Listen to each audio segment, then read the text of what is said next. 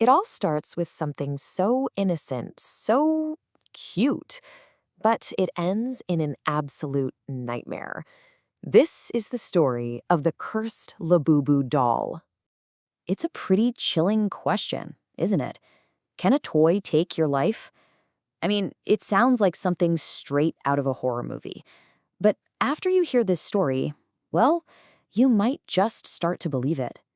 So our story kicks off in Shanghai, and we're following a young woman named Maylin, whose whole world, really, revolved around her passion for collecting unique and interesting dolls. Now, Maylin's job was pretty much a dream come true for her. She worked at a toy shop, which was way more than just a job. It was like her personal gateway to all these rare finds from across the globe, often at a discount. Her place was basically a small museum, you know? Every single doll had its own little story. So one day, this brand new, limited edition collection of Labubu dolls shows up at our shop. They were an instant hit, obviously. But there was one in particular that Maylin just couldn't take her eyes off of.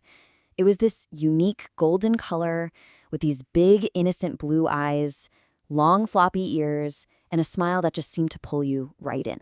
Maylin was just completely taken with this doll. The source material says she'd never seen a smile as cute as that Labubu's. For her, it was pretty much love at first sight. But you know how these stories go. That feeling of pure joy and excitement, it didn't last long. Pretty soon, the first signs that something was deeply, deeply wrong started to show up. So when Maylin brought the new doll home to her dog, Bao, his reaction was, well, it was totally bizarre. See, Bao loved her other dolls. He'd usually greet them with a happy, wagging tail. But this time, he started barking like crazy, growling at the Labu. This was the first alarm bell, and unfortunately, it was one she ignored. And from that moment on, things just spiraled out of control, and I mean fast. Maylin, who was known for being super sweet and gentle, just flew into this unexplainable rage at a customer and got fired right on the spot. That same night, she heard this weird little laugh in her room and found the doll had moved off its shelf all by itself. And then came the nightmare, this absolutely horrifying vision of a red creature with razor-sharp teeth and claws.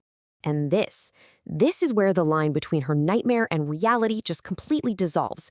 Maylin jolts awake, right? Her heart is pounding out of her chest from the dream, only to find the Labubu doll, the one she put back on the shelf, is now sitting right on her chest, just staring down at her. Okay, so at this point, there's just no denying it anymore. Whatever is going on, the doll's true evil nature is about to be unleashed, and the consequences are gonna be devastating.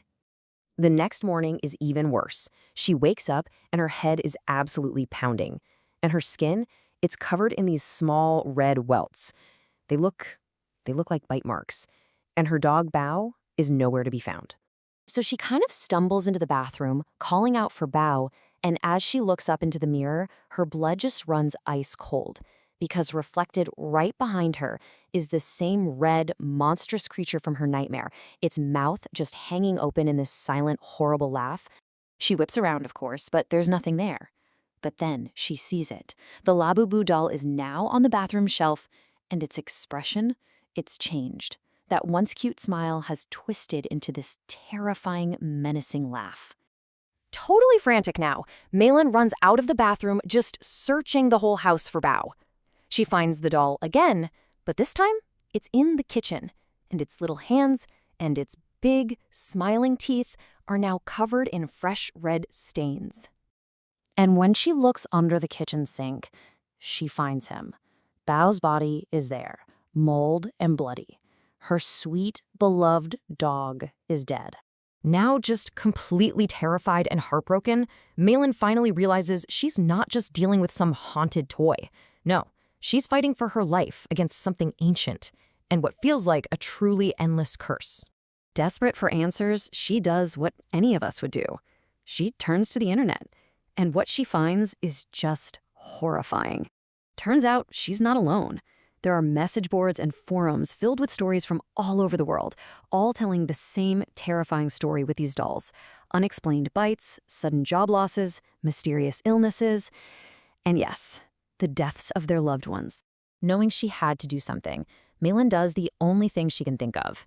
She grabs the doll, douses it in lighter fluid, sets it on fire, and literally watches it burn down to ash.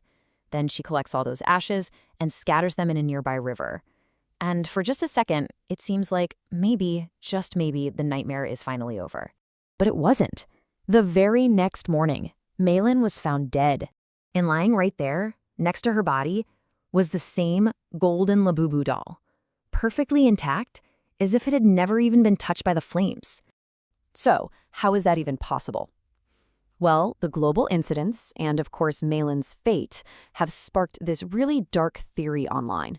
The belief is that this isn't just some ordinary haunting.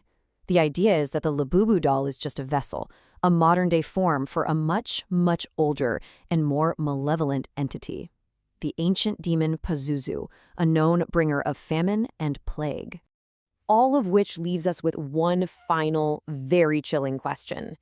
Are these just stories? Internet-fueled urban legends? Or is the Labubu doll actually a cute little facade for something truly, truly demonic?